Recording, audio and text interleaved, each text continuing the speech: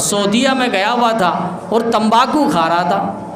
Police والے نے اس کو پکڑ لیا اور کہا کہ اتاکلوا تمباکو ماشیا علی الطریق الا تخاف من الشرطہ۔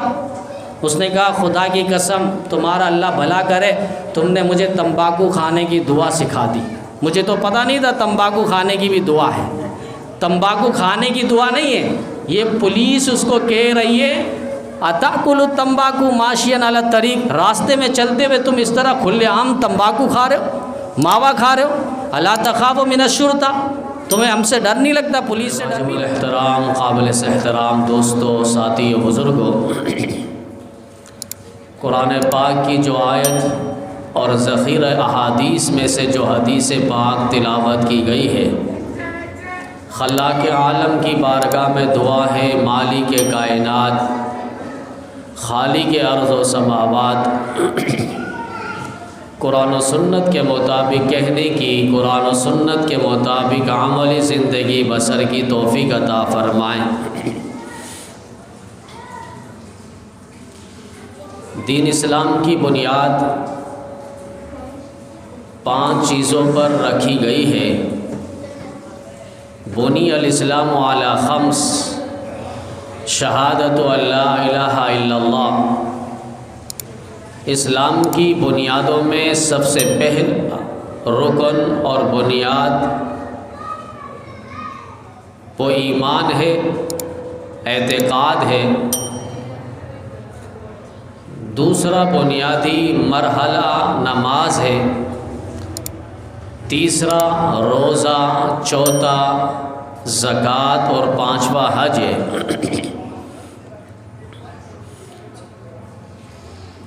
اسلام کے دوسرے رکن پر بات چل رہی تھی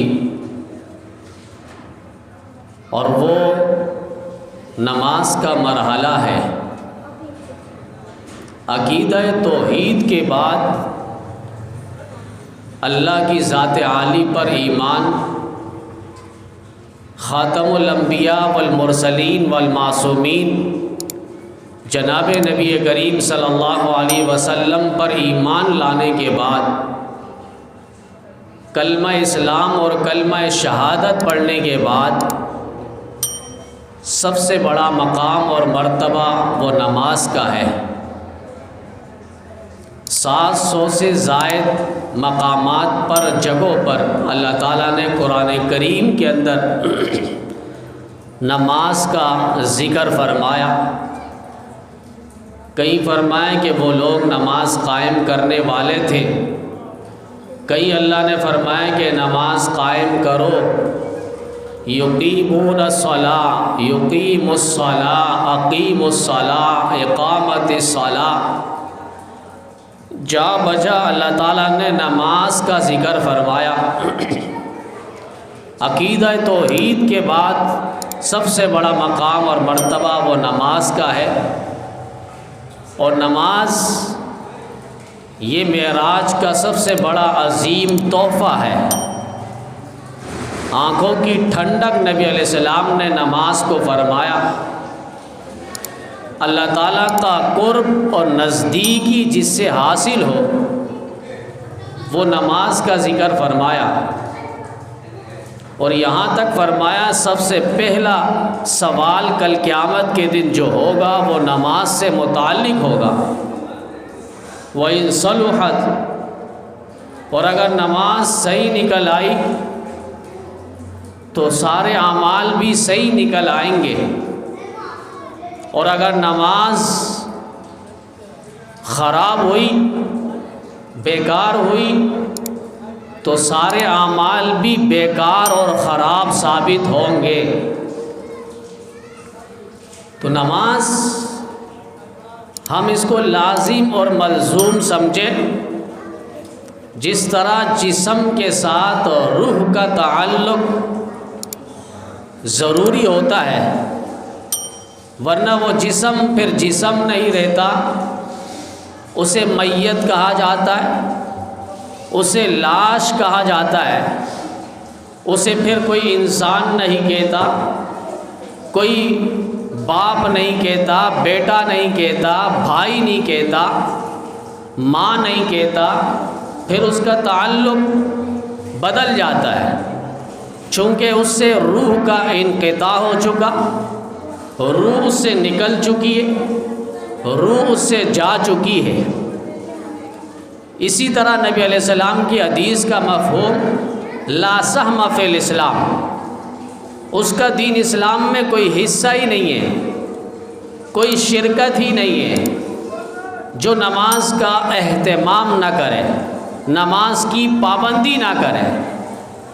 آپ احادیث کا مطالعہ کریں، قرآن کریم کا مطالعہ کریں تو اللہ تعالیٰ یہ نہیں کہتے کہ نماز پڑھو،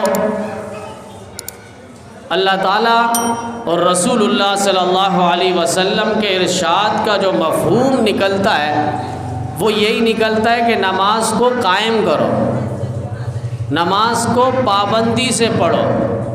قائم کا معنی اس کے سارے واجبات کے ساتھ، فرائض کے ساتھ، اس کے لوازمات کے ساتھ نماز کو پڑھنے کی کوشش ہو، نماز کے اندر پورا دھیان ہو، نماز کے اندر خشوع و خضوع ہو۔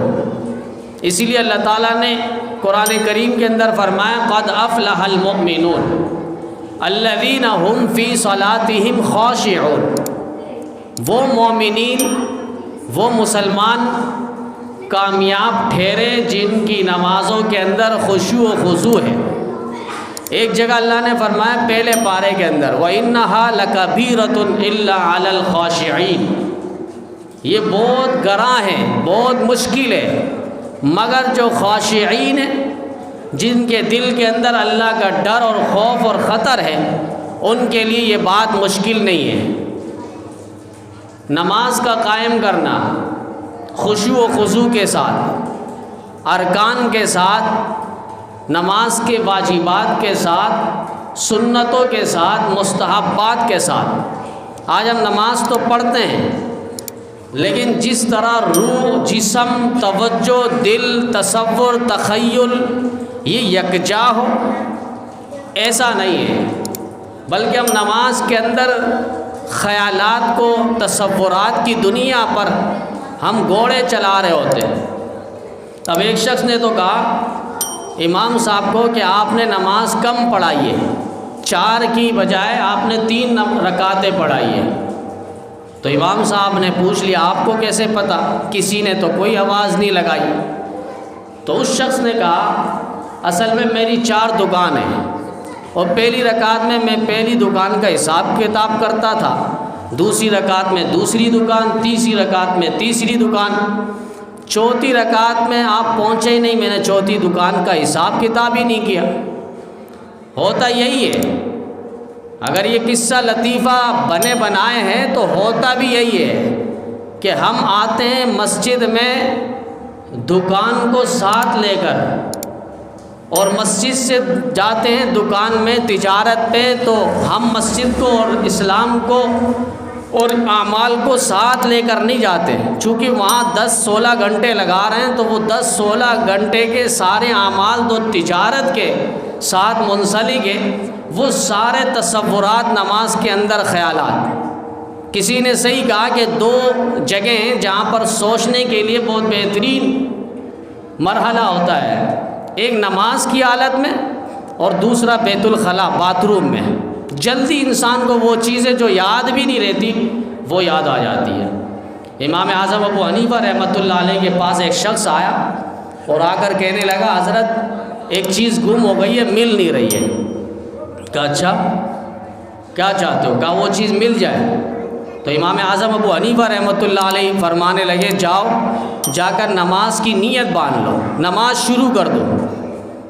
اب اس نے نماز شروع کی، 2-4 رکعت اس نے پڑھی ہے، فوراً خیال آ گیا یہ چیز میں نے فلاں جگہ رکھی ہے، وہاں سے اٹھائی اور اس کے بعد آرام کیا۔ دوسرے دن حضرت امام اعظم ابو حنیفہ رحمہ اللہ سے بتلایا کہ وہ چیز مجھے یاد آ گئی تھی۔ کہا پھر تم نے کیا کیا؟ کہا میں نے نماز چھوڑ دی۔ کہ یہی تو چاہتا تھا شیطان، تمہیں نماز نہ پڑھنے دے، نماز سے روکے۔ وَصَدُّ عَن سَبِيلِ اللَّهِ، شیطان کے کرتوت تو یہی ہے کہ وہ اللہ کے راستے سے انسان کو روکتا ہے۔ تو تو یہ نماز کے اندر طرح طرح کے خیالات جو آپ نہیں لائیں گے وہ بھی آنے کی کوشش کرے گا. تو نماز کے اندر خیالات کا آنا کوئی برا نہیں ہے. حضرت مولانا پیر ذوالفقار صاحب بار بار وہ کہہ چکے ہیں. حکیم امت مجدد ملت مولانا اشرف علی تھانوی رحمہ اللہ کے پاس ایک شخص آیا اور اس نے بھی ایسی کہا حضرت نماز میں دل نہیں لگتا. کہا دل نہ لگے مگر پھر بھی دل لگانا، کوشش کرتے رہنا. پھر ایک وقت آئے گا کہ تم نماز میں ہوگے ما سوى اللہ کسی چیز کا تصور آئے گا ہی نہیں. حضرت شاہ اسماعیل شہید رحمہ اللہ اپنے پیر سے یہی کہہ رہے ہیں کہ مجھے صرف وہ نماز سکھاؤ جو صحابہ نے نبی سے وہ نماز سیکھی تھی. نبی سے وہ نماز سیکھی ہے، صحابہ سیکھ کر پڑھنے والے تھے. آج ہم سیکھنا عار سمجھتے ہیں، شرم سمجھتے ہیں کہ نماز کے بارے میں بھی ہم مسئلہ پوچھیں پھر کیا کہیں گے. اب ایک شخص نے تو فجر کی نماز میں یہ مسئلہ پوچھا کہ فجر میں کتنی رکعتیں ہیں فرض سے پہلے، کتنی سنتیں اور کتنی نفلیں. اب کوئی نماز ایسی نہیں جس سے پہلے نفلیں ہو، لیکن وہ صاحب کہہ رہے ہیں کہ کتنی سنتیں اور کتنی نفلیں ہیں. اب باقی اعمال کا آپ اندازہ لگا لیں. فجر میں اللہ نے بوجھ نہیں ڈالا، صرف 2 سنت پڑھو اور اس کے بعد امام کا انتظار اور نماز کا انتظار کرو، 2 فرض ہے بس، اس کے علاوہ کوئی نماز نہیں ہے. اب وہ مسئلہ پوچھ رہے ہیں فجر سے پہلے کتنی رکعت سنتیں ہیں اور کتنی نفلیں ہیں. یہ وہی ہوگا جب ہم 2 رکعت پڑھ کے رفع چکر ہو جائیں گے جمعے میں اور بیانات اور مسائل پہ ہم بیٹھیں گے نہیں. اب ایک بچے سے پوچھا، سمجھدار تھا، وہ صرف جمعہ ہی پڑھتا ہے. ہم نے جمعے کی رکعت سبق پڑھاتے ہیں پوچھ لیا کہ جمعے کی کتنی رکعت ہے. ایک کو تو معلوم نہیں، دوسرے نے کہا صرف 2 رکعت ہے. چونکہ 2 رکعت پڑھا جاتا ہے، 2 رکعت پڑھ کے نکل جاتے ہیں. اور بعض تو بڑے اہتمام کے ساتھ کہ پہلی رکعت ہو جائے اس کے بعد دوسری رکعت میں جائیں گے. ایسا نہ ہو امام خطبہ پڑھ رہا ہو، دیر ہو جائے گی ہمیں، وہاں فالتو میں بیٹھے رہیں گے، تو پہلے خطبہ ہو جائے، پھر پہلی رکعت بھی ہو جائے، لمبی قرات امام کرتے ہیں تو رکوع میں جائیں گے. یہ ایک ذہن بنایا ہوا ہے. اب ایک جگہ ایک صاحب نے یہی مسئلہ پوچھ لیا، یار کیا ایسی کوئی نماز مسجد میں ہم نہیں دیکھتے جس پر پیچھے کسی کی رکعت نہ نکلی ہو؟ سب کوئی نہ کوئی کسی نہ کسی کی رکعت نکلتی ہے. پھر اس نے مخصوص انداز میں کسی کا اشارہ کیا تو ہم نے کہا دیکھیں بعض تو یہ ذہن بنائے ہوتے ہیں کہ ہم شروع کی 2 رکعت ہو جائیں پھر جائیں گے. مثلا مغرب کی نماز ہے، فجر عشاء کی نماز ہے، اب وہ 2 رکعت امام قرات کرے گا، پھر دیر ہو جائے گی، اپنی رکعت ہم پڑھیں گے، تیسری رکعت میں جائیں گے. جماعت تو مل گئی نا، ثواب مل جائے گا. البتہ تکبیر اولیٰ کا جو ثواب ہے وہ نہیں ملا تو کوئی مسئلہ نہیں، ہم تیسری رکعت میں جائیں گے، امام سلام پھیرے گا، اپنی 2 رکعت 2 منٹوں میں 2 منٹ سے پہلے ختم کر لیں گے. یہ ایک ذہن بنایا ہوا ہوتا ہے. اور اس کے بعد وہ بعض تو بالکل جماعت کے آخر میں آتے ہیں. تو یہ جماعت واجب ہے، ضروری ہے. اور جماعت سے پڑھی ہوئی نماز اکیلا نماز سے 27 درجہ زیادہ ثواب ہے. اور جماعت کی حالت میں جب نماز پڑھتے ہیں سب مل کر تو بعض ان میں ایسے ہیں جن کا خشوع و خضوع للہیت زیادہ ہوتی ہے تو اللہ تعالیٰ اس کی وجہ سے پوری جماعت کی نماز قبول کر لیتے ہیں. بڑے فوائد ہیں جماعت کے اندر. تدبیر نبی علیہ السلام غصے کا اظہار فرما رہے ہیں، جو لوگ نماز میں جماعت میں نہیں آتے میں ان کے گھروں کو جا کر جلا دوں. تو نماز کے اندر پورا اطمینان کے ساتھ، دھیان کے ساتھ، توجہ کے ساتھ ہم کھڑے ہوں. اور نماز میں اللہ تعالیٰ کے ساتھ سرگوشی ہوتی ہے، اللہ تعالیٰ کے ساتھ مناجات ہے، مکالمہ ہے، ٹیلی فون پہ بات ہو رہی ہوتی ہے. بلکہ ٹیلی فون نہیں، بالکل قریب انسان اللہ کے بالکل قریب ہو جاتا ہے. سجدہ کرتا ہے ایسا جو 2 پاؤں کے درمیان قدموں میں وہ سجدہ کر رہا ہے. اسی لیے تو کسی نے کہا تھا آقا تیری معراج کے تو لوح و قلم تک پہنچا، میری معراج کے میں تیرے قدم تک پہنچا. تو انسان سجدہ کر رہا ہوتا ہے جیسے خالق کے کائنات کے 2 قدموں کے درمیان وہ سجدہ کر رہا ہوتا ہے. تو دھیان نماز کے اندر کیسے ہوگا؟ اس کے لیے کئی مراحل اور فلسفے اور فارمولہ گزشتہ جمعہ رکھا گیا تھا. ان میں ایک یہ کہ ہم وضو جب کریں تو پورے اطمینان کے ساتھ وضو کے اندر جو فرائض ہیں اس کو تو کما حق کو ادا کریں. اور اس کے ساتھ جو سنتیں ہیں ان کا بہت زیادہ اہتمام اور خیال ہو۔ مثلاً مسواک ہے، عموماً ہم مسواک نہیں کرتے۔ 70 فائدے مسواک کے لکھیں عمدۃ القاری شرح بخاری کے اندر علامہ بدر الدین عینی رحمۃ اللہ علیہ نے 70 بڑے بڑے فائدے، جن میں ایک بڑا فائدہ آپ سمجھ لیں موت کے وقت کلمہ نصیب ہوگا۔ السواک مطہرۃ للفم ومرضاۃ للرب، کہ مسواک جو ہے منہ کو صاف کرنے کا ایک آلہ اور ذریعہ ہے، اور رب کو راضی کرنے کا ایک ذریعہ ہے۔ چھوٹا سا عمل ہے لیکن اللہ راضی ہو رہا ہے۔ جسم کے بھی فائدے، زائد رطوبت چربی اس سے ختم ہو جاتی ہے، معدہ کی تکلیف اور بیماری اس سے صاف ہو جاتی ہے، آنکھوں کی بینائی نظر تیز ہوتی ہے، مسوڑوں داڑوں دانتوں میں جو تکلیف عموماً ہو جاتی وہ تکلیف سے اللہ تعالیٰ بچاتے ہیں، راحت میں اطمینان میں اس کو رکھتے ہیں۔ کئی فائدے ہیں مسواک کے۔ مشہور واقعہ بھی کتاب میں لکھا ہے، صحابہ کرام ایک جنگ پہ شکست کھا رہے تھے تو انہوں نے مشورہ کیا، بڑے بڑے کبار صحابہ بیٹھ کر، کیا وجہ ہے ہم مارکے میں جہاد میں جنگ پہ ہار کیوں رہے ہیں، دشمن کا صحیح مقابلہ نہیں ہو رہا۔ تو انہوں نے مشورہ میں یہ بات سامنے آئی کہ ہم نے وضو کے وقت مسواک نہیں کی۔ اب کیا کرنا ہے، نماز کا وقت ہوگا سارے مسواک کریں۔ یہ عمل شروع کیا۔ اب وَلْيَجِدُوا فِيكُمْ غِلْظَةً کی عملی تصویر سامنے آ رہی ہے کہ ایمان والو تم ایسے بن جاؤ کہ کافروں کے دلوں میں تمہارا رعب دبدبہ شان و شوکت اللہ بٹھا دے۔ وہ شان و شوکت اور رعب اللہ تعالیٰ عملی تصویر دکھا رہے ہیں کہ صحابہ یہاں مسواک کر رہے ہیں، کفر پر لرزہ طاری ہے، اور وہ سمجھ رہے ہیں، دیکھ رہے ہیں اور کہہ رہے ہیں کہ بھائی آج تو یہ بہت زیادہ غصے میں اور یہ دانت تیز کر رہے ہیں، ہمیں کچا چبا کر کھا لیں گے۔ یا ایھا الذین آمنوا ولیجدوا فیکم غلظہ، ایمان والو ایسے بن جاؤ کہ تمہارا رعب اور دبدبہ کافروں پر ہو۔ آج کافروں پر رعب دبدبہ نہیں ہے، ہم کافروں سے مغلوب ہو چکے ہیں۔ یہی وجہ ہے کہ ہم نے اعمال کو، سنتوں کو، پیغام خداوندی کو اور سنت پیغمبری کو ہم نے چھوڑ دیا ہے، جس کی وجہ سے ہم ہر جگہ ذلت اور رسوائی کا شکار ہو رہے ہیں۔ صحابہ کرام نے اس چیز کو اپنے جسم کے اندر اور زندگی کے اندر انہوں نے جگہ دی ہے، تبھی ہر جگہ وہ فاتح بن کر داخل ہو رہے ہیں، فاتح بن کر۔ مسجد نبوی میں مشورہ ہو رہا ہے، روم سے مقابلہ ہے، 60,000 جنگجو صحابہ تیار ہو گئے، حضرت خالد بن ولید آ گئے اور کہا کہ میں تو اکیلا کافی ہوں، اکیلا کافی ہوں۔ صحابہ نے کہا نہیں، ترتیب سے جائیں گے، مشورہ یہی ہوا ہے۔ کہا تم نے نہیں سنا؟ نبی علیہ السلام نے فرمایا مومن کی مثال زندہ کسی ہے، وہ ذکر کرتا ہے، اس کی مثال زندہ کسی ہے، اور کافر کی مثال مردہ کسی ہے۔ یہ ہر ایک نہیں کہتا، جن کا ایمان اس قدر مزین اور مضبوط ہو، جو پیغمبر علیہ الصلاۃ والسلام کی صحبت کے گھاٹ کے پانی جنہوں نے پیا ہے، وہ ایسی بات کر سکتے ہیں۔ جنہوں نے روم کو خاطر میں نہیں لیا، جنہوں نے قیصر و کسریٰ کو خاطر میں نہیں لیا، جنہوں نے وقت کے ابراہوں کو خاطر میں نہیں لیا، پاؤں کی روک پر لگ کر ان کو اڑایا ہے، اور ہر دنیا کے کونے کونے پر یہ لوگ پیغام محمدی لے کر چھا گئے ہیں۔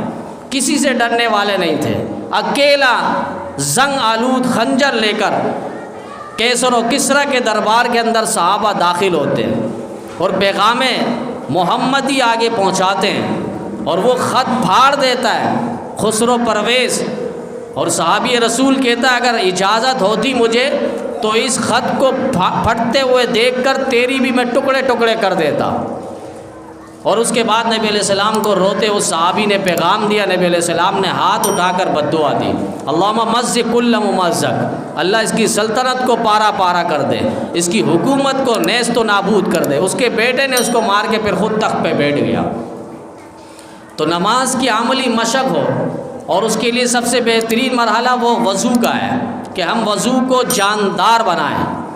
کہتے ہیں کہ وضو جو ہے وہ جوانی کے انداز میں، جس طرح جوان وضو جو ہے جوانی کے انداز میں ہو، اور نماز جو ہے جس طرح بوڑھا شخص پڑھ رہا ہوتا آرام آرام اطمینان کے ساتھ، فرمایا اس طرح بڑھاپے کے انداز میں جس طرح بوڑھا اور بزرگ ضعیف العمر شخص پڑھ رہا ہوتا ہے، نماز کو اس حالت میں پڑھیں۔ اور دعا اس طرح مانگے جس طرح بچہ بلک بلک کر باپ سے فریاد کر رہا ہوتا ہے، باپ نہ چاہ کے بھی آخر کار دینے پر مجبور ہو جاتا ہے۔ ہم اللہ سے اس طرح مانگیں، وضو جوانی کی طرح اور نماز جو ہے بڑھاپے کی طرح اور دعا جو ہے ہم بچے کی طرح مانگیں۔ تو وضو کے اندر یہ پورے خیالات ہو، جس طرح حدیث پاک کے اندر بڑی بڑی احادیث کی کتابوں میں ابو داؤد اور مسلم میں کہ وضو کرتے وقت جو ہے انسان کے گناہ دھلتے ہیں۔ ہم چہرہ دھو رہے ہیں تو چہرے سے گناہ دھلتے ہیں، ہاتھ دھو رہے ہیں تو ہاتھ سے گناہ جھڑکتے ہیں۔ پھر نماز کے بارے میں بھی نبی علیہ السلام نے جس طرح وہ ٹینی مشہور ہے کہ نبی علیہ السلام نے ہلائی تو اس کے پتے جھڑنے لگے، فرمایا نبی علیہ السلام نے جس کا مفہوم ہے کہ مومن جب 5 وقت نماز پڑھتا ہے اس کے گناہ زندگی سے ایسے ہی جھڑ جاتے ہیں جس طرح یہ ٹینی سے پتے جھڑ رہے ہیں۔ تو نماز اور وضو کا آپ تعلق دیکھیں، گناہوں کو ختم کر رہا ہے۔ وضو پورے اطمینان کے ساتھ ہو، وہ یہ تصور ہو، نبی علیہ السلام نے جس طرح فرمائیں گے وضو کرتے وقت آنکھوں کا جو گناہ ہے، زبان سے جو گناہ کیے، چہرے سے جو گناہ ہے، ہاتھوں سے جو گناہ ہے، اللہ تعالیٰ اس وضو کی برکت سے سارے گناہ دھو دیتے ہیں۔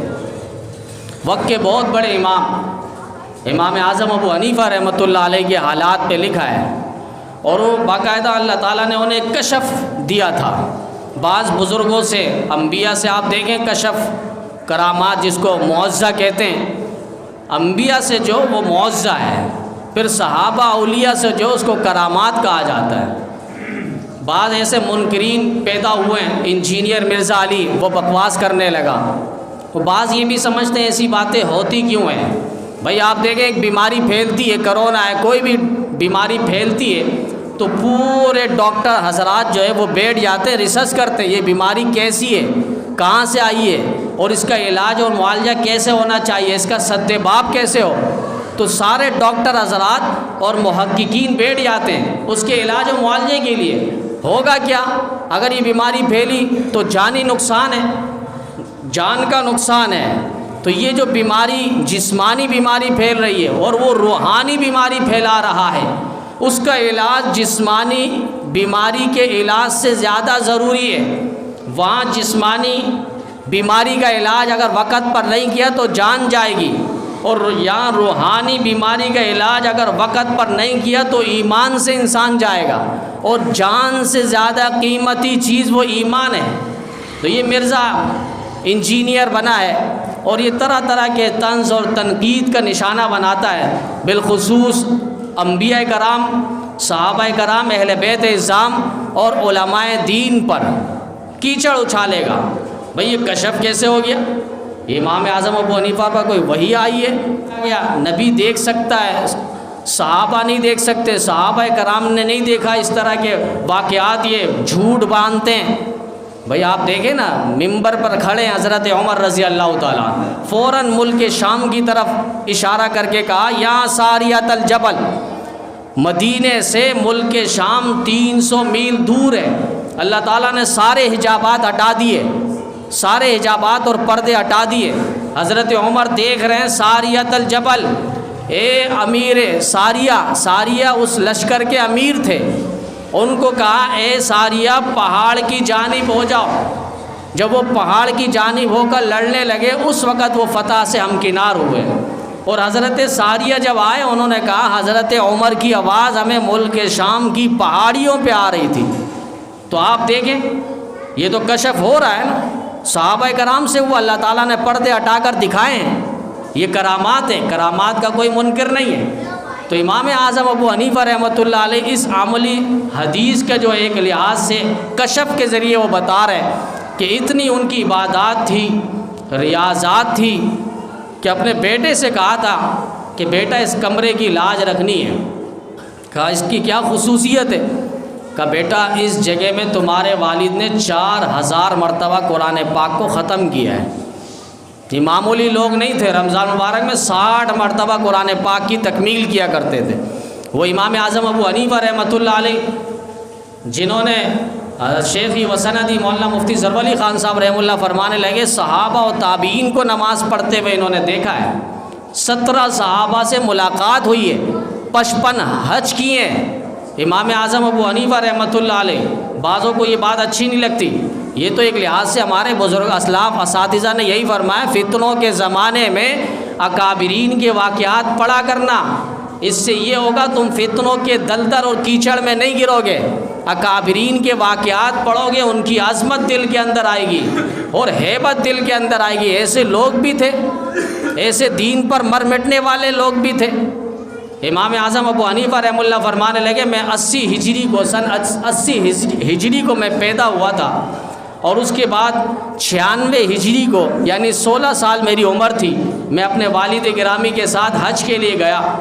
پہلا حج تھا، اور اس میں نے حلقہ دیکھا، مسجد نبوی میں ایک بہت بڑا حلقہ لگا ہوا ہے، لوگ کشاکش بیٹھے ہوئے، حدیث کا درس چل رہا ہے۔ تو میں نے پوچھا یہ حدیث کا درس اور سبق پڑھانے والے کون ہیں؟ کہا عبداللہ ابن جزع بجلی رضی اللہ تعالیٰ عنہ، نبی علیہ السلام کے بڑے صحابی، وہ حدیث کا درس دے رہے ہیں۔ 17 صحابہ سے ہاتھ ملا کر انہوں نے ملاقات کی ہے۔ بعض کہتے ہیں حدیثیں نہیں آتی، پھر حدیث نہیں آتی تو 12,90,000 مسائل امام اعظم ابو حنیفہ رحمہ اللہ نے کیسے نکالے؟ یہی تو کمال ہے امام اعظم ابو حنیفہ رحمۃ اللہ علیہ کا۔ ایک شخص آیا اور آ کر کہنے لگا، حضرت میں نے قسم کھائی تھی واللہ لا آکل اللحم، خدا کی قسم میں گوشت نہیں کھاؤں گا۔ اب اس کے بعد اتفاق کا میں دوسرے دن مچھلی میں نے کھا لی، اب میری قسم ٹوٹ گئی ہے، یا مجھے کفارہ دینا پڑے گا یا نہیں؟ امام اعظم ابو حنیفہ رحمہ اللہ نے فرمایا کہ نہیں، کفارہ دینا نہیں پڑے گا، کوئی جرمانہ نہیں ہے، آپ نے مچھلی کھائی ہے، آپ نے قسم کھائی تھی گوشت کی۔ یہ یہاں سے چلا گیا امام سفیان ثوری رحمۃ اللہ علیہ کے پاس، اور ہوتا یہ ہے کہ لوگ جو ہے نا جان بوجھ کر بھی مسئلہ چیک کرنے کی کوشش کرتے ہیں۔ ادھر امام سے کچھ پوچھا، پھر دوسری مسجد چلے جاتے ہیں، وہاں سے امام سے کچھ پوچھتے ہیں، یہاں مفتی صاحب سے کچھ پوچھا، دوسری جگہ چلے جاتے ہیں، وہاں مفتی صاحب سے جان بوجھ کر دیکھتے ہیں کہ وہ مفتی صاحب کیا کہہ رہے ہیں، یہ مفتی صاحب، اس کا مطلب ہے یہ عمل کرنے والا نہیں ہے، فتنہ اور فساد کرنے والا ہے۔ اب 2 مسئلہ ہم نے پوچھا جامعہ فاروقیہ سے اور دارالعلوم کراچی سے کہ میچ کے بارے میں، تو ایک نے کہا کہ میچ اگر یہ چیزیں نہ ہو، یعنی وقت ضائع نہ ہو، نماز کا ضیاع نہ ہو، اور اس کے اندر غلط تصویریں عورتوں کی نہ آئیں تو آپ دیکھ سکتے ہیں۔ دوسرے نے کہا آپ نہیں دیکھ سکتے، اس لیے کہ اس کے اندر یہ چیزیں خرابیاں ہیں، یہ چیزیں اور خرابی ہے، آپ نہیں دیکھ سکتے۔ اب عقل کا پلندہ وہ بولے گا دیکھو ایک مفتی صاحب کہہ رہے ہیں دیکھ سکتے ہیں، دوسرا کہہ رہا ہے نہیں دیکھ سکتے۔ بھائی وہ جو کہہ رہا ہے دیکھ سکتے ہیں، ان کا نظریہ تو آپ دیکھیں، نقطہ نظر تو دیکھیں، وجہ تو دیکھیں۔ وہ کہہ رہے ہیں یہ چیزیں اگر نہ ہو، غلط تصویریں عورتوں کی نہ ہو، نماز ضائع نہ ہو تو آپ دیکھ سکتے ہیں۔ کئی شرطیں انہوں نے لگائی، تو وہ جو دیکھ سکتے کہہ رہے ہیں وہ شرطیں لگا کر کہہ رہے ہیں دیکھ سکتے ہیں، اور جو کہہ رہے ہیں نہیں دیکھ سکتے وہ کہہ رہے ہیں یہ ساری چیزیں خرابی ہیں اس کے اندر ہوتی ہے، اس وجہ سے آپ میچ نہیں دیکھ سکتے۔ تو یہ 2 قسم کے، لیکن مفتیان کرام اور عظام جو دین کے سرتاج ہیں ان کی بات ہر کوئی نہیں سمجھ سکتا اتنی جلدی۔ تو امام اعظم ابو حنیفہ رحمہ اللہ یہاں سے انہوں نے فتویٰ جواب دے دیا کہ آپ کے اس قسم سے کوئی کفارہ نہیں ہے۔ یہ شخص چلا گیا امام سفیان ثوری رحمہ اللہ کے پاس، اور وہاں جا کر کہنے لگا حضرت میں نے قسم کھائی تھی میں گوشت نہیں کھاؤں گا، لیکن میں نے اتفاق سے اگلے دن مچھلی کھا لی، تو کیا مجھے قسم میری ٹوٹ گئی ہے، کفارہ دینا پڑے گا؟ تو کہا کفارہ تو دینا پڑے گا، آپ کی قسم تو آپ نے گوشت کھا لیا، مچھلی تو گوشت ہی ہے، وَلَحْمًا لَحْمًا طَرِيًّا، قرآن کریم کے اندر اللہ نے فرمایا تازہ گوشت ہے۔ کہا وہ امام اعظم ابو حنیفہ رحمہ اللہ نے تو کہا ہے کہ کفارہ نہیں دینا پڑے گا۔ کہا وہ کتاب اللہ کی مخالفت کر رہا ہے، قرآن پاک کی مخالفت کر رہا ہے، اس کی کہاں سے اتنی جرت؟ پہلے تو ہم نے سنا تھا حدیث کی مخالفت کر رہا ہے، آج دیکھ رہے ہیں کہ وہ قرآن کی بھی مخالفت کر رہا ہے۔ یہاں سے وہ شخص دوبارہ چلا گیا امام اعظم ابو حنیفہ رحمہ اللہ کے پاس اور کہا کہ امام سفیان ثوری رحمہ اللہ تو یہ کہہ رہے ہیں۔ کہا اچھا، اپنے ایک شاگرد کو بھیجا اور کہا کہ یہ کچھ سوالات کریں گے امام سفیان ثوری رحمہ اللہ سے، تم صرف سنتے رہنا۔ حضرت نے ایک شاگرد کو بھیج دیا، وہ شاگرد جانے کے بعد امام سفیان ثوری رحمہ اللہ سے کہنے لگا حضرت میں نے قسم کھائی تھی رات کو کہ واللہ لا انام علی الفراش، میں بستر پہ نہیں سوؤں گا، لیکن میں نے فرش پہ زمین پہ سو گیا، تو آیا میری قسم ٹوٹی یا نہیں، مجھے کفارہ دینا پڑے گا یا نہیں؟ امام سفیان ثوری رحمہ اللہ نے فرمایا نہیں، تم نے تو قسم کھائی تھی بستر کی، لیکن سو رہے زمین پر، فرش پر، تو اس سے قسم تمہاری نہیں ٹوٹی۔ تو اس نے آگے سے کہا حضرت قرآن میں الذی جعل لکم الارض فراشا، کہ اللہ نے تمہارے لیے زمین کو فراش بنایا، بستر بنایا۔ اب کیا جواب ہوگا؟ زمین تو فراش ہے، بستر ہے، میں سو رہا ہوں تو مجھے تو کفارہ دینا پڑنا چاہیے۔ کہا تم آئے کہاں سے ہو؟ کہ امام اعظم ابو حنیفہ رحمہ اللہ۔ کہ واقعی اس شخص پر اللہ تعالیٰ رحم کرے، مجھے سیدھا کر دیا اس نے، اور اشارہ کر دیا کہ بات اس طرح ہوتی ہے، لیکن بات کو ہم لغت پہ نہیں دیکھیں گے لغوی معنی کیا ہے، بعض عرف عام میں بھی دیکھا جائے گا۔ آپ نے کسی کو پیسے دیے اور کہا گوشت لے کر آؤ، اور وہ مچھلی لے کر آ گیا، آپ اس پر بھرم ہوں گے، غصہ ہوں گے، بھائی میں نے مچھلی کا تھوڑی کہا تھا۔ آپ نے مچھلی لانے کو کہا اور وہ گائے کا یا مرغی کا گوشت لے کر آ گیا، تو آپ تھوڑی کہہ سکتے ہو اس کو کہ میں نے تو مچھلی کا گوشت کا کہا تھا، مچھلی کا، اور تم بڑا گوشت اور چکن گوشت لے کر آ رہے ہو۔ اب وہ آگے سے تو کہے گا نا کہ بھئی گوشت کا کہا ہے، مچھلی بھی تو گوشت ہے۔ تو عرف عام میں مچھلی کو گوشت نہیں کہا جاتا، مچھلی الگ قسم شمار ہوتی ہے۔ تو یہ امام اعظم ابو حنیفہ رحمہ اللہ کی ذہانت ہے، اور ہر کوئی نہیں سمجھ سکتا، اور اللہ نے اتنا بڑا فقیہ کو ایسا کشف دیا تھا کہ وہ کوئی وضو کرتا تو وضو سے اس کے جو اعضاء دھلتے ہیں۔ ایک شخص کو دیکھا حضرت نے پاس ہی وضو کر رہا تھا، اس کے چہرے سے گناہ گر رہے ہیں، ماں باپ کا نافرمان ہے۔ حضرت نے فرمایا ماں باپ کی نافرمانی سے توبہ کرو، تمہارے گناہ بتا رہے ہیں۔ تو اس نے کہا حضرت میں توبہ کرتا ہوں۔ پھر دوسری نماز میں وضو کے ٹائم ایک شخص کو دیکھا کہ اس کے گناہ دھل رہے ہیں بدکاری سے۔ حضرت نے فرمایا تم بدکاری سے توبہ کرو، اس نے کہا میں توبہ کی۔ پھر تیسرے شخص کو دیکھا اور اس کو فرمایا تمہارے اعضاء سے گناہ نظر آ رہے ہیں، شراب اور گانا، اس سے تم توبہ کرو۔ تو اس نے کہا حضرت میں نے توبہ کی۔ یہ کشف ہے، کوئی حقیقت کو قرآن و حدیث ہم نہیں کہتے کہ ہم اسی پر اٹکل لگا کر بیٹھ جائیں۔ اتنی بات ضرور ہے نبی علیہ السلام نے جو فرمایا کہ وضو سے گناہ جھڑتے ہیں، دھلتے ہیں، نکلتے ہیں۔ تو امام اعظم ابو حنیفہ رحمہ اللہ انہوں نے کشف کی صورت میں اللہ تعالیٰ نے دکھایا، ان کا کوئی کمال نہیں ہے۔ تو یہ ایک لحاظ سے انجینئر مرزا علی اس پر بات کر کے کہہ لگاتا ہے، اور اس پر بات کر کے ہنستا ہے اور مذاق اڑاتا ہے، طنز اور تنقید کرتا ہے، جبکہ اس کو بیان کرنے والے شیخ الاسلام مفتی تقی عثمانی صاحب مدظ اللہ علیہ خود ہے۔ اور انجینئر مرزا علی کی آپ عجیب عجیب بکواسات سنیں گے۔ وہ کہتا ہے فرض نماز صرف ہے 17 رکعت، 2 رکعت فجر، پھر 4 رکعت ظہر، 4 رکعت عصر، 3 رکعت مغرب اور 4 رکعت عشاء۔ باقی جو سنتیں نوافل ہیں وہ اجماع سے ثابت نہیں ہے، قرآن حدیث سے ثابت نہیں ہے، اس کو فالتو نماز کہہ رہے ہیں۔ اب اتنی بات نہیں آتی اس کے اکیڈمی میں بیٹھنے والے سے لنگ دڑنگ فقیر، جن کے بارے میں صرف ایک ہی جملہ کہوں گا کہ ایک دیہاتی تھا، سعودیہ میں گیا ہوا تھا اور تمباکو کھا رہا تھا۔ پولیس والے نے اس کو پکڑ لیا اور کہا کہ اتاکلوا تمباکو ماشیا علی الطریق الا تخاف من الشرطہ۔ اس نے کہا خدا کی قسم تمہارا اللہ بھلا کرے، تم نے مجھے تمباکو کھانے کی دعا سکھا دی، مجھے تو پتہ نہیں تھا تمباکو کھانے کی بھی دعا ہے۔ تمباکو کھانے کی دعا نہیں ہے، یہ پولیس اس کو کہہ رہی ہے اتاکلوا تمباکو ماشیا علی الطریق، راستے میں چلتے ہوئے تم اس طرح کھلے عام تمباکو کھا رہے ہو، ماوا کھا رہے ہو، الا تخافوا من الشرطہ، تمہیں ہم سے ڈر نہیں لگتا، پولیس سے ڈر نہیں لگتا۔ وہ یہ جملہ کہہ رہا، دیہاتی تھا، گاؤں کا رہنے والا تھا، اس کو پتہ نہیں تھا عربی کیا چیز ہے، اس نے سمجھا تھا بس عربی یہی ہے، دعا ہے، اور تمباکو سے پہلے دعا پڑھ کے کھانا ہوتا ہے، مجھے تو آج پتہ چلا ہے۔ تو ایسے لنگ دڑنگ فقیر اس کے ارد گرد بیٹھے ہوئے یا سوشل میڈیا میں سن کے اس کے غلام بنے ہوئے، ان کو صرف ہم یہی جملہ کہتے ہیں، تمہارے لیے یہی مثال کافی ہے کہ تمہیں اتنی بات بھی سمجھ نہیں آتی۔ حضرت مولانا مفتی عبد الواحد قریشی صاحب مدظ اللہ علیہ نے ایک ہی جملہ کہا جو اس کے لیے فٹ ہے، لا ادخلن من حیث خرجت، من حیث خرجت، لا ادخلن من حیث خرجت۔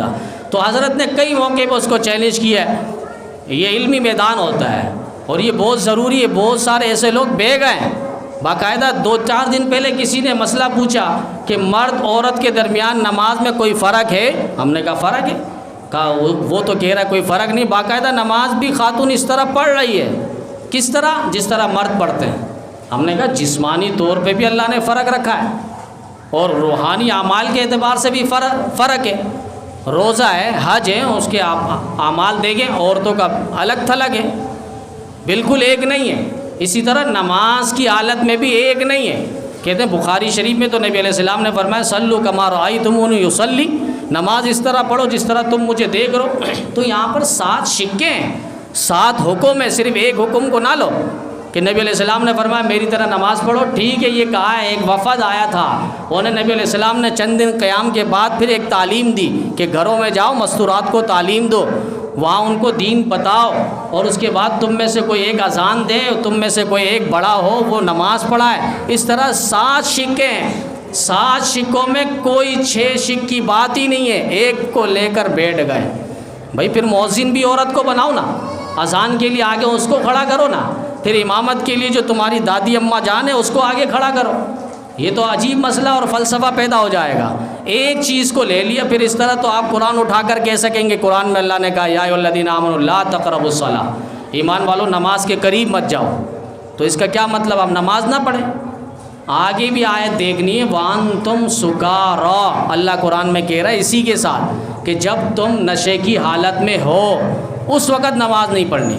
پھر قرآن کریم میں اللہ تعالیٰ نے فرمایا وَيَسْأَلُونَكَ عَنِ الْخَمْرِ وَالْمَيْسِرِ قُلْ فِيهِمَا اسْمٌ كَبِيرٌ وَمَنَافِعُ لِلنَّاسِ. لوگ آپ سے شراب کے بارے میں، جوئے کے بارے میں پیغمبر آپ سے سوال کرتے ہیں تو آپ ان سے کہہ دیجئے یہ گناہ ہے لیکن لوگوں کے لیے اس میں فائدے ہیں. گناہ پہلے ذکر کیا، فائدے بعد میں ذکر کیا. ساتھ کوئی شخص کے فائدے تو ہے، اللہ ذکر کر رہا ہے، تو کیوں نہ ہم جوا بھی کھیلیں، ہم شراب بھی پیے. تو اس آیت سے کوئی یہ اپنی دلیل سمجھ لے اور ثبوت سمجھ لے تو وہ دوسری آیتوں کا انکار کرنا لازم آئے گا. دوسری آیت میں اللہ نے واضح طور پر کہہ دیا انہ رجس من عمل الشیطان، یہ شیطانی کرتوت اعمال ہیں، اس سے بعض اہل ایمان ہو جائے. تو اس طرح کے بعض باتوں کو لینا اور بعض باتوں کو چھوڑنا یہ ایک لحاظ سے واعتصموا بحبل اللہ جمیعا کا مصداق نہیں ہے. بڑی شوق سے یہ آیتیں پڑھتا ہے کہ دین میں تفرق نہیں پیدا کرو اور ایک رسی کو مضبوطی سے پکڑ لو، قرآن پاک کو. یہ کہہ کر یہ حق اور باطل کو خلط ملط کرتا ہے، جھوٹ اور سچ کو خلط ملط کرتا ہے، سنت اور بدعت کو ملا دیتا ہے اور اسی طریقے سے صحیح اور غلط کو ملا کر پیش کرتا ہے. عوام بیچاری سمجھ رہی ہوتی ہے حدیث کی کتاب سامنے رکھی ہے اور اچھی باتیں کر رہا ہے، وہ 2-4 اردو کی کتابیں سامنے رکھ کر وہ باتیں کرتا ہے، علماء دین سے ہٹ کے باتیں کرتا ہے. جبکہ اللہ نے فرمایا صراط الذین انعمت علیہم، تم بھی ایمان اور انعام یافتہ تب ہو جاؤ گے جب ان نبیوں کے راستے پہ اور صدیقین کے راستے پہ، صالحین کے راستے پہ اور شہداء کے راستے پہ چلو گے، جب تم انعام یافتہ ہو جاؤ گے. تو نماز کی پابندی صرف فرض نہیں ہے، اس کے ساتھ ساتھ سنتیں بھی ہیں اور نوافل بھی ہے. سنتیں بھی ہیں، نوافل بھی ہے. فجر کی 2 رکعت سنت حدیث میں اتنی اہمیت آئی ہے، اتنی اہمیت، فرمایا کہ تم 2 رکعت سنت اگر اس موقع پر بھی ہو تمہیں گھوڑے کے پاؤں کے درمیان رون دیا جائے، یعنی جہاد کا معرکہ ہو، اتنا سخت پریشانی اور تکلیف دہ مرحلہ ہو، پھر بھی یہ 2 رکعت نہیں چھوڑنی، سنت پڑھنی ہے. فقہا نے تو یہاں تک لکھا ہے کہ اگر آپ مسجد میں آئے اور نماز جماعت ہو رہی ہے فجر کی، آپ کو اندازہ ہے کہ دوسری رکعت میں بھی اتحیات میں امام کو پا لیں گے تو آپ پہلے 2 رکعت سنت پڑھ لیں. صحابہ کا معمول رہا ہے، عبداللہ ابن عمر رضی اللہ تعالیٰ عنہما کا بھی معمول رہا ہے، وہ پہلے 2 رکعت سنت کو پڑھتے ہیں. 2 رکعت سنت. حضرت مولانا پیر ذوالفقار احمد نقشبندی صاحب فرمانے لگے فجر کی 2 رکعت سنت کو گھر پر پڑھ کر آؤ. چونکہ سنت گھر پر پڑھنا ایک لحاظ سے سنت ہے، ایک ثواب تو یہ ہو گیا. دوسرے 3 فائدے فرمائیں، گھر کے جو جھگڑے ہیں وہ ختم ہو جائیں گے. آج ہر گھر پہ جھگڑا ہے، سنتوں کا نمازوں کا بالکل اہتمام نہیں ہے. کہا فجر کی 2 رکعت سنت وہ گھر پہ پڑھ کر آؤ، 3 فائدے تمہیں مل جائیں گے. اہتمام ہو، فرمایا کہ جھگڑے گھر کے وہ ختم ہو جائیں گے. دوسرے نمبر پر فرمایا رزق کی کشادگی ہوگی، اللہ تعالیٰ رزق کی بندش ختم کر دیں گے. آج ہر شخص پوچھ رہا ہوتا ہے رزق اس کی کشادگی، اور کہیں جاب مل جائے، کام مل جائے، کاروبار نہیں ہے، برکت نہیں ہے، کام نہیں ہے. حضرت مولانا شاہ عبد الغنی پھول پوری رحمۃ اللہ علیہ جو حکیم اختر شاہ صاحب رحمۃ اللہ کے بھی بڑے پیر تھے، انہوں نے لکھا ہے کہ فجر کی 2 رکعت سنت کے بعد آپ 70 مرتبہ اللہ لطیف بعبادہ یرزق من یشاء وہو القوی العزیز پڑھیں. اللہ تعالیٰ پھر رزق کی کشادگی فرمائیں گے اور رزق کی فراوانی فرمائیں گے. اور تیسرے نمبر پر فجر کی 2 رکعت سنت گھر پر پڑھ کر آنے کی جو فائدے ہیں وہ فرمائیں کہ اللہ تعالیٰ ایمان کی حفاظت فرمائیں گے، ایمان کی حفاظت ہوگی اور موت کے وقت کلمہ نصیب ہوگا۔ ظہر کی جو 4 رکعت سنتیں وہ فرمائیں کہ جو اس کا اہتمام کرے گا اللہ تعالیٰ اس کو دوزخ کی آنکھ سے نجات دے گا۔ عصر کی نماز سے پہلے، فرض سے پہلے 2 سنت پڑھے یا 4 سنت، یہ غیر موقع ہے، لیکن اس کے پڑھنے پر فرمائے نبی علیہ السلام نے کہ اللہ تعالیٰ ایسے شخص پر رحم کرے، اس پر مہربانی اور رحمت اور شفقت کی دعائیں ہیں۔ اور مغرب کی جو سنتیں، مغرب کی نماز کے بعد 2 رکعت جو سنت ہم پڑھتے ہیں وہ پڑھنے سے فرمایا اللہ تعالیٰ گناہ بخش دیں گے۔ یہ سنتوں کے اہتمام میں اتنے فائدے، نوافل کا پھر فرمایا کہ اللہ تعالیٰ کا قرب نصیب ہوگا۔ تو ہم کوشش کریں نمازوں کا اہتمام کریں، غیروں کے پروپیگنڈے میں نہ آئیں۔ دین واضح ہو چکا ہے، پیغام واضح ہو چکا ہے، اور دین سمجھنا ہے تو اہل دین سے سمجھنا ہے۔ انجینئر ہے وہ بڑھائی کا کام جانتا ہوگا، کمار کا کام جانتا ہوگا، مستری کا کام جانتا ہوگا، شیڈرنگ کا کام جانتا ہوگا، اس کا دین اسلام کے ساتھ قرآن و حدیث اور سنت کو سمجھنے کے لیے عقل اور خیر چاہیے، اور اس کے لیے اساتذہ، علماء اور مشائخ کے ذہنوں بیٹھ کر تلمذ حاصل کرنا یہ ضروری ہوگا۔ ہر ایرا گیرا، نتا کھیرا، ہر کس اور ناکس وہ قرآن کھول کر بیٹھ گیا اور قرآن کے مطالب بیان کرے، ایسا نہیں ہوتا۔ اب فجر کی نماز کے بعد ایک شخص بیٹھ گیا اور قرآن کھول کے بیٹھ گیا اور کہنے لگا امام صاحب نے فجر میں جو تلاوت کی تمہیں سمجھ آئی؟ اب وہ سارے وہ بیچارے کل واللہ کی ترجمہ ان کو نہیں آتا، وہ کیا کہیں گے؟ انہوں نے کہا نہیں آتی۔ کہا اب میں تمہیں سمجھاتا ہوں۔ وہ کیا کھول کے بیٹھ گیا؟ الم تر کیف فعل ربک باصحاب الفیل، تیرے رب نے کیا کیا اصحاب فیل کے ساتھ جو ابرہہ لشکر آیا تھا۔ آپ یہ واقعہ کیوں سنا رہے ہیں؟ واقعے کے حساب سے تو قرآن سمجھنا بڑا آسان ہے۔ اب حیض کے مسائل کھولو نا، طلاق کے مسائل کھولو نا، میراث اور جائیداد کے مسائل کھولو نا، وہ کھول کر امت کو بتاؤ نا کس طرح اس کی تقسیم ہوگی، کس طرح اس مسائل کو سمجھا جائے گا۔ اس کے لیے پھر علماء اور مفتیان کرام کے دروازے میں آتے ہیں نا۔